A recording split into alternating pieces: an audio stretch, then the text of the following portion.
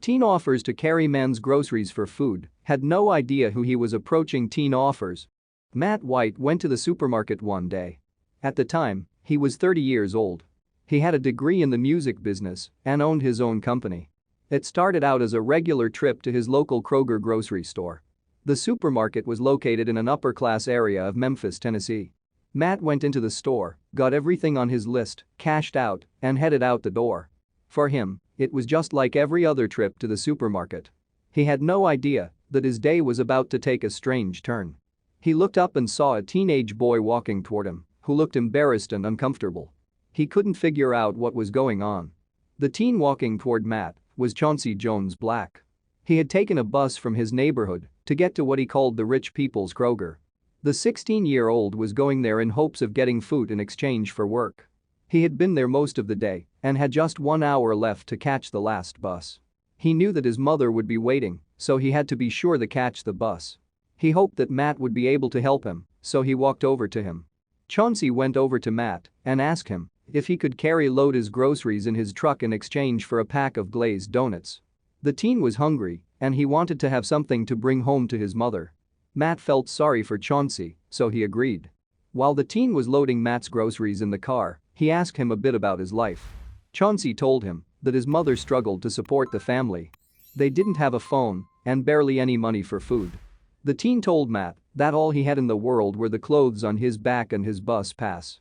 Matt was moved by Chauncey's story, and the two went into the store to get Chauncey the payment for his work. When the two went into the store, they got the donuts that Matt promised. He didn't want to send the teen home with just a box of donuts, so they started shopping. He filled the cart with essentials like cereal, pasta, fruit, peanut butter, milk, and soap. Chauncey couldn't believe how kind Matt was being. While shopping, the two continued talking. Chauncey told Matt about his life, school, and his mother. He told Matt that he got straight A's in school and hoped to get a job soon so that he could help his mother pay the rent. Matt was amazed by the teen. Despite his difficult home life, he still managed to excel in school, and he took the time to work to bring home food for his family. Matt wanted to do more. Chauncey told Matt several times that his family was poor. He said that he wanted to do well in school so that he could own his own business one day so that he could afford to help the people in his town. Matt was becoming more and more impressed by the teen by the second. When they cashed out, Matt watched as Chauncey headed to the bus stop. He didn't want him riding the bus with all of the grocery bags, so he offered to give him a ride home. When they got to Chauncey's home, Matt realized that he wasn't exaggerating about his home life. There was no furniture in the house. Matt and his mother lived in a home in South Memphis, and they didn't even have beds. They slept on pads made from sleeping bags. They had nothing in the house, but 2 lamps and the refrigerator was completely bare. When Matt met the teen's mother, Barbara, he understood why the family was struggling.